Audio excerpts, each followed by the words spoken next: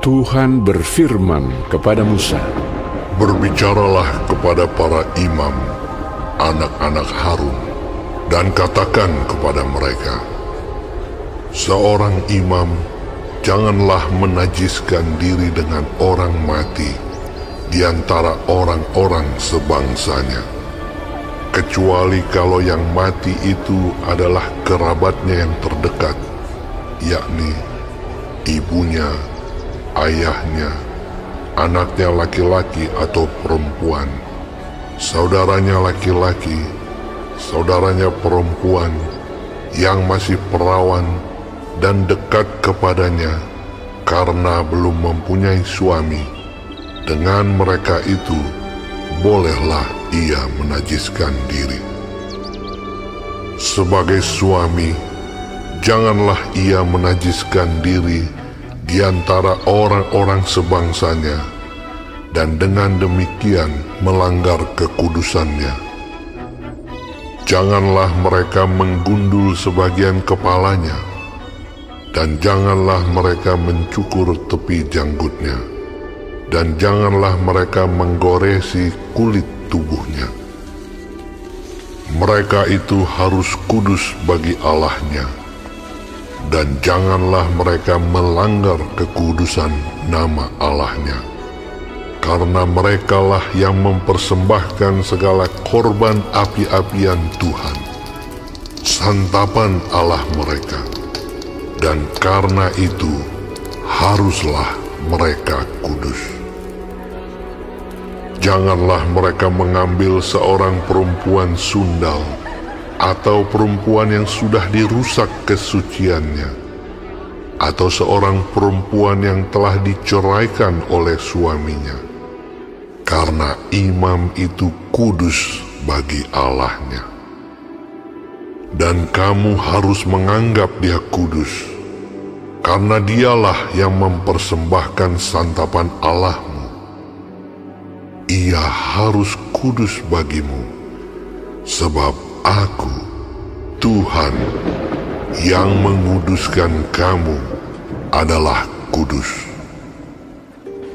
Apabila anak perempuan seorang imam membiarkan kehormatannya dilanggar dengan bersundal, maka ia melanggar kekudusan ayahnya, dan ia harus dibakar dengan api. Imam yang terbesar di antara saudara-saudaranya, yang sudah diurapi dengan menuangkan minyak urapan di atas kepalanya, dan yang ditahbiskan dengan mengenakan kepadanya segala pakaian kudus, janganlah membiarkan rambutnya terurai, dan janganlah ia mencabik pakaiannya. Janganlah ia dekat kepada semua mayat, bahkan janganlah ia menajiskan diri dengan mayat ayahnya atau ibunya. Janganlah ia keluar dari tempat kudus, supaya jangan dilanggarnya kekudusan tempat kudus Allahnya, karena minyak urapan Allahnya yang menandakan bahwa ia telah dikhususkan ada di atas kepalanya. Akulah Tuhan. Ia harus mengambil seorang perempuan yang masih perawan, seorang janda atau perempuan yang telah diceraikan atau yang dirusak kesuciannya, atau perempuan sundal, janganlah diambil, melainkan harus seorang perawan dari antara orang-orang sebangsanya, supaya jangan ia melanggar kekudusan keturunannya di antara orang-orang sebangsanya. Sebab Akulah Tuhan yang menguduskan dia. Tuhan berfirman kepada Musa, Katakanlah kepada Harun begini, setiap orang dari antara keturunanmu turun-temurun yang bercacat badannya, janganlah datang mendekat untuk mempersembahkan santapan Allahnya.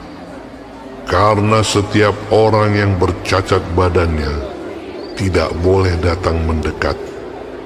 Orang buta, orang timpang, orang yang bercacat mukanya, orang yang terlalu panjang anggotanya, orang yang patah kakinya atau tangannya, orang yang berbongkol atau yang kerdil badannya, atau yang bular matanya, orang yang berkedal atau berkurap, atau yang rusak buah pelirnya.